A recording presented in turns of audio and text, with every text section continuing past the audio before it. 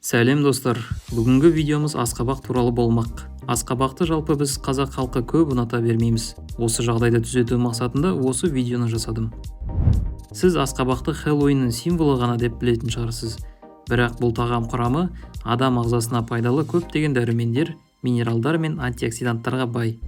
Бүгінгі шығарылымда бұл көкөністің тарихы қандай, ол біздің елге қайдан келді, оның адам ағзасына пайдасы мен зияны қандай, асқабақ шемішкесін жеуге бола ма, және халық медицинасында қалай қолдануға болады деген сұрақтарға жауап беретін боламын.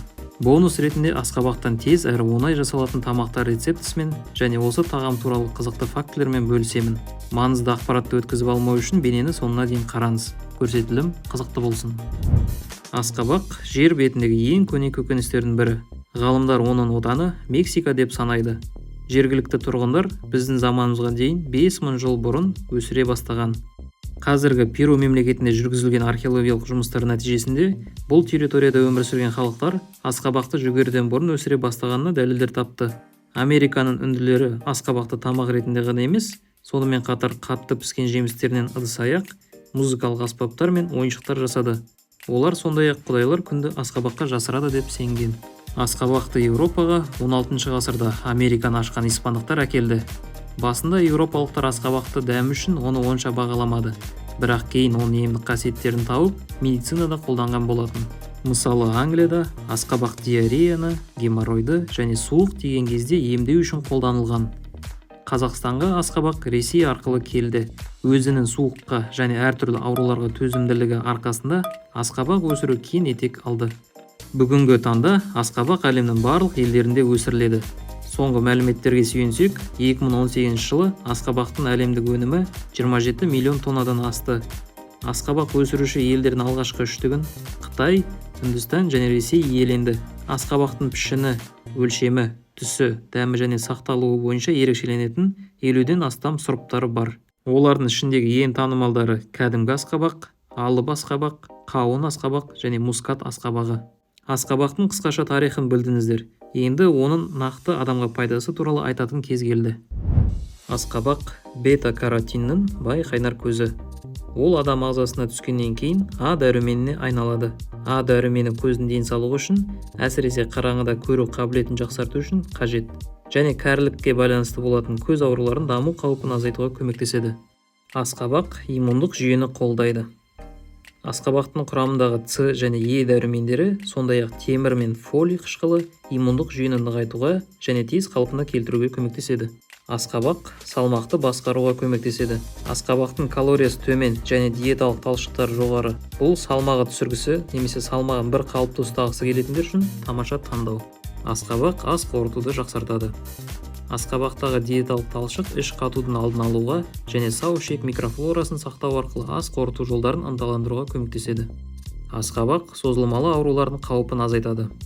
Асқабақ құрамындағы антиоксиданттар кейбір созылмалы аурулардың, соның ішінде жүрек қан тамырлары аурулары және қатерлі ісіктердің даму қаупін азайтуға көмектеседі. Асқабақ теріні сау ұстауға көмектеседі. Құрамында С дәрумені мен басқа антиоксиданттар көп болғандықтан, асқабақ коллаген өндірісіне ықпал етіп, теріні тегіс әрі жұмсақ етеді. Егер сіз асқабақты тұтынып, бірақ оның шемішкесін қоқысқа тастап жүрсеңіз, онда сіз үлкен қателік жасап жүрсіз. Асқабақ шемішкесі денсаулығымызға пайдалы әсер ететін көптеген заттардың құнды көзі болып табылады. Қазір асқабақ тұқымының кейбір пайдалы қасиеттері және халық медицинасына қолданылуы жайлы айтып берейін. Ұйқыны қалыпқа келтіру және депрессияның дамуын болдырмау. Асқабақ тұқымының құрамында адамға пайдалы L-триптофан амин қышқылы кіреді. Оны үнемі қолдану терең ұйқы фазасының сапасы мен ұзақтығын арттырады. Сонымен қатар L-триптофан серотонин синтезіне қатысады. Ал серотонин көңіл күйді көтеретін және стресспен күресетін қуаныш гормоны. Иммунитетті нығайту және инфекциялардан қорғау. Асқабақ тұқымында күшті антиоксидант болып табылатын және жасушаларды бос радикалдардан қорғайтын Е дәрумені көп.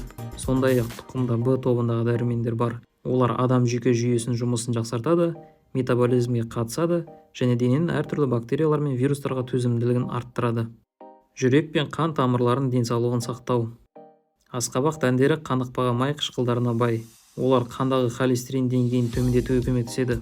Сонымен қатар тұқымдарда жүрек ырғағын реттейтін, қан тамырларын кеңейтетін және гипертонияның дамуын болдырмайтын магний бар. Жүрек пен қан тамырларының денсаулығын сақтау үшін асқабақты күніне 200-300 грамм кез келген түрде тұтыну ұсынылады. Бүйрек пен зәр шығару жолдарын жұмысын жақсарту. Асқабақ тұқымдары организмнен артық сұйықтықты кетіруге, бүйрек пен қуықтағы ұсақ тастарды ерітуге және ағзадан шығаруға көмектеседі. Сонымен қатар асқабақ тұқымдары қабынуға қарсы әсерге ие және цистит, зәр шығару жүйесінің басқа да ауруларын емдеуге көмектеседі. Бүйрек пен зәр шығару жолдарын емдеу үшін ыдысқа бір үлкен қасық асқабақ тұқымын салып, үстіне жаңа қайнаған ыстық су құйып 30 минутқа қалдыру керек. Дайын болған соң күніне 3 рет 100 мл-ден тамақ ішуге 30 минут қалғанда қабылдау керек. Қатерлі ісіктің алдын алу. Асқабақ тұқымында фитостеролдар бар.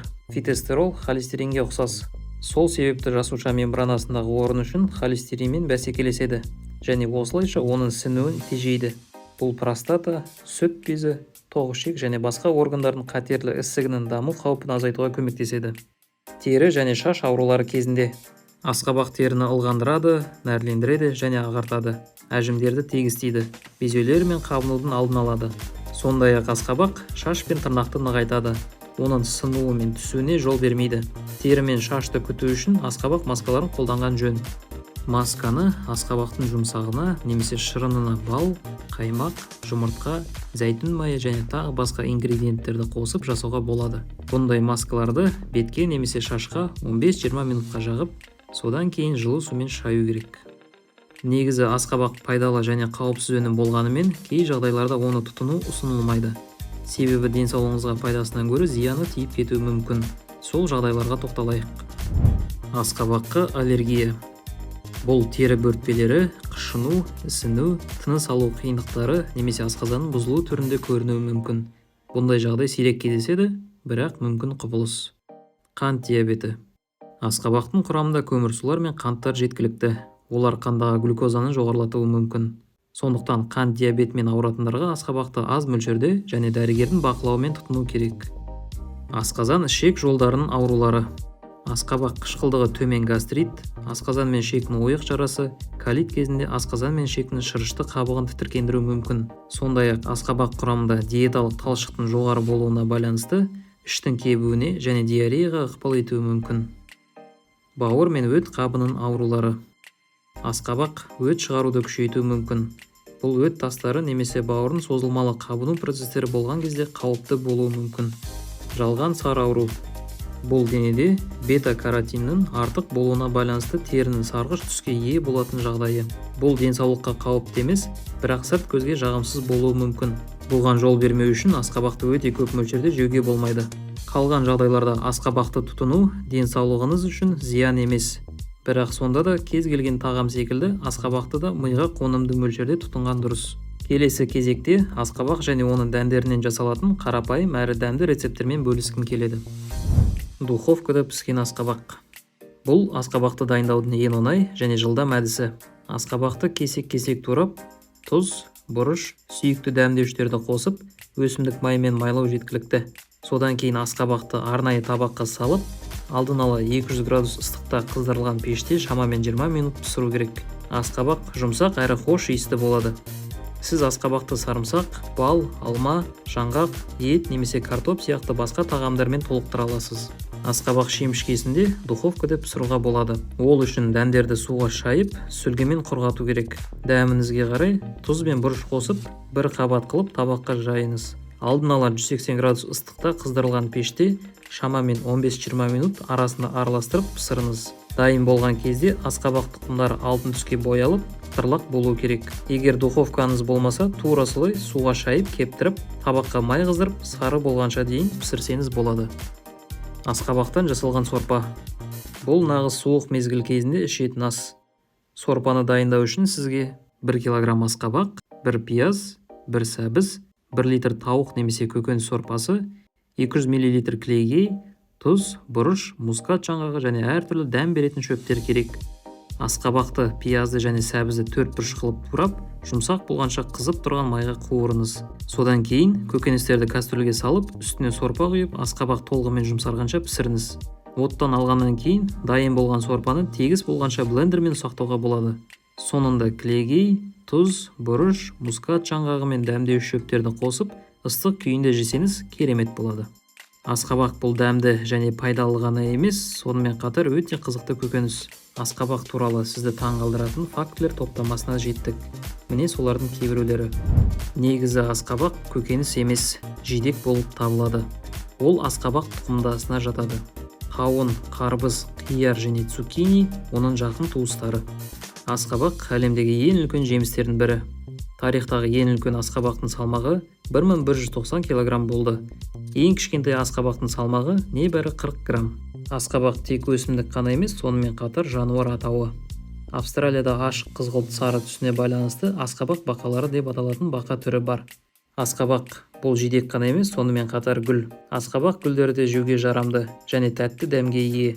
Оларды салаттарға қосуға, қуыруға немесе ет турамасына қосуға болады. Міне, біздің асқабақ туралы бейнебаянымыз аяқталды. Сіз өзіңізге көп пайдалы ақпарат алдыңыз деп ойлаймын. Егер сізге бұл бейне ұнаған болса, лайк басып, арнаға тіркелуге шақырамын. Бұл қарапайым әрекетіңіз жаңа видеолар салуға ынталандырады. Назарларыңызға рахмет.